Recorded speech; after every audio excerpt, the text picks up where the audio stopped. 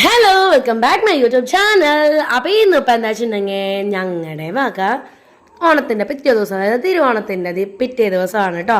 ഞങ്ങൾ ഉണ്ണിയുടെ തറവാട്ടിലേക്ക് പോകുന്ന പോക്കാണ് കാണുന്നത്. അവിടെ അമ്മ സദ്യ ഒരുക്കിയിട്ടുണ്ടായിരുന്നു.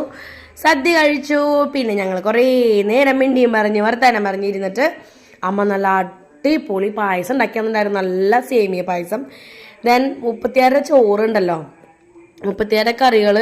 ഒരു വേറൊരു ചുവയാണ്, മീൻസ് ഒരു തൃശ്ശൂർ സ്റ്റൈല് ടേസ്റ്റ് അല്ല, വേറൊരു ടേസ്റ്റാണ് അമ്മയുടെ കൂട്ടാനൊക്കെ. അമ്മയുടെ കറിയും അമ്മയുടെ ചോറും നല്ല കുത്തരി മട്ടനരി എന്നൊക്കെ പറയില്ല നമ്മൾ, അതാണ് ഇവിടുത്തെ ചോറ് കേട്ടോ. ഇവിടെ ഓണായാലും വിഷു ആയാലും എന്തായാലും അമ്മ ഇവിടെ മട്ടനരി വയ്ക്കുള്ളൂ.